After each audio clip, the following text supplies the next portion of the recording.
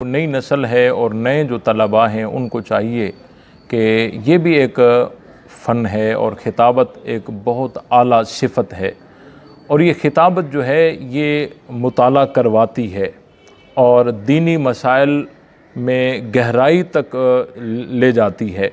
तो जितना हो सके ख़िताबत को अच्छी तरीके से और ख़िताबत का हक़ अदा किया जाए। मैं तो अपने आप को ख़तीब नहीं समझता और न मुझे ख़िताबत के कोई गुर आते हैं, न मुझे कोई इसके उसूल आते हैं। बस एक दर्द लेकर हम पूरे मुल्क में चलते हैं और अल्लाह ताला हमसे काम ले रहा है। दुआ है कि अल्लाह ताला हमारे इस टूटी फूटी मेहनत को कबूल फ़रमाए।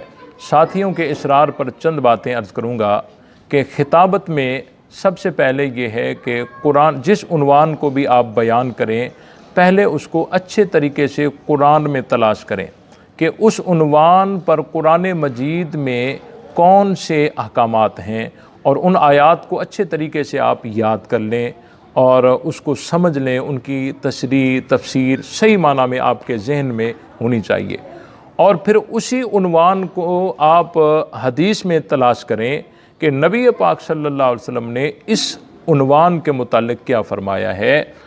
तो कुरान और हदीस दोनों चीज़ें आपके सामने जब आ जाएंगी, आप उनको अच्छे तरीके से पढ़ेंगे, उनकी तशरीहात को देखेंगे, उनके मतालिब देखेंगे। उसके बाद आप जब गुफ्तगू करें तो अपनी तकरीर को जो है दलाइल के साथ मुज़य्यन करें। देखें ये पुरफ़ितन दौर है और आए रोज़ नया फितना ज़ाहिर हो रहा है। हर गली में अलग दीन है, हर महल्ले में अलग एक मज़हब है। बजाय इसके कि हम लच्छेदार तकरीरें करें और अगर उसको बंद करें तो दो जुमलों में बंद हो जाए। तो मैं आने वाले जो हमारे तलबा हैं, मैं उनसे ये गुजारिश करूँगा कि आप तकरीर को कोशिश ये करें कि हम किसी मसले को कुरान हदीस से बयान करें। हज़रत हैदरी शहीद रहमतुल्लाह अलैह की आप तकरीरें सुनेंगे। हज़रत हैदरी शहीद रहमतुल्लाह अलैह जब तकरीर फरमाते थे तो वही तकरीर होती थी और वही मुनाजरा होता था और दलाइल से मुज़य्यन होती थी। जितना हो सके आप मसलन सहाबा की अज़मत पर आप तकरीर करना चाहते हैं तो सहाबा की अज़मत पर तकरीर करने के लिए आप कुरान मजीद में दलाइल तलाश करें, फिर अहादीस में दलाइल तलाश करें। आपकी तकरीर अगर 15 मिनट की है तो उसमें कम अज़ कम 10 दलीलें होनी चाहिए। अपनी तकरीर को दलाइल के साथ मुज़य्यन करें। और दूसरी बात यह है कि जो भी ये फ़ितने बर्पा हो रहे हैं, उन तमाम फ़ितनों का जो सद्दे बाब है वो ये है कि मकाम सहाबा को अच्छे तरीके से समझ लेना। हज़रत हैदरी शहीद रहमतुल्लाह अलैह फरमाया करते थे कि जो सहाबियत को सही माना में समझ ले, गुमराही उसके करीब भी नहीं आएगी। इसीलिए हज़रत ये भी फरमाया करते थे कि आप जिस उन्वान को बयान करें, चाहे तौहीद का उन्वान हो, चाहे सीरत का उन्वान हो, चाहे फ़िक्र आखिरत का उन्वान हो, चाहे क़यामत का उन्वान हो, आप उसको उसका हक़ अदा करके जब आखिर में आ जाएं तो घूम फिर कर सहाबा इकराम पर ज़रूर आ जाएं, क्योंकि सहाबा इकराम ही ने तो हमें तौहीद बताई है, सहाबा ही ने तो हमें सीरत बताई है, सहाबा ही ने तो हमें क़यामत और आखिरत बताई है।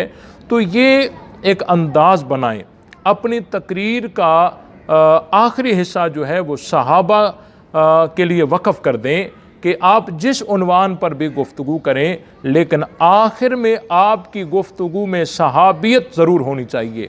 ये एक इस दौर की ज़रूरत है और ये पुरफ़ितन दौर है और आए रोज़ जो फ़ितने पैदा हो रहे हैं ये सहाबियत पर एतराज़ करके फ़ितने पैदा हो रहे हैं।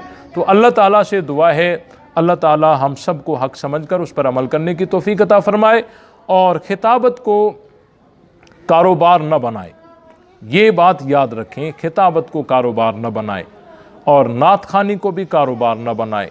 हज़रत हैदरी शहीद रहमतुल्लाह अलैह फरमाया करते थे कि जब तुम तकरीर करो तो उस वक़्त एक बात जहन में रहे कि किसी से मरऊब होकर तकरीर ना करो, जो बात है उसको करो।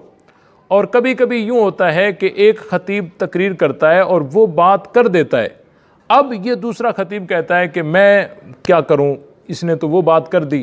حضرت فرماتے تھے کہ تم وہی بات اگر تم نے کرنی ہے وہی کرو، کیونکہ انداز ہر کسی کا اپنا اپنا ہوتا ہے، تاثیر ہر کسی کی اپنی اپنی ہوتی ہے۔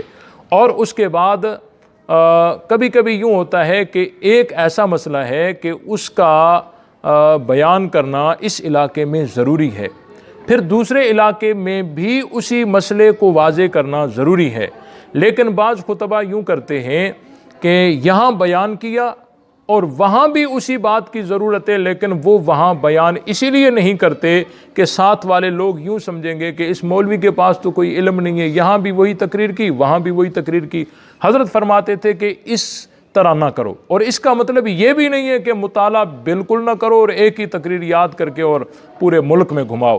تو جتنا ہو سکے اخلاص کے ساتھ کام کرو اور اپنے اعمال کی قوت پیدا کرو، تقوی طہارت پیدا کرو اور باوضو ہو کر تقریر کرو، اور کوشش کرو کہ دستار کے ساتھ سنت کے ساتھ تقریر ہونی چاہیے، باوضو ہونی چاہیے، اور تقریر سے پہلے 2 رکعت نفل پڑھ کے اللہ تعالیٰ سے دعا مانگنی چاہیے۔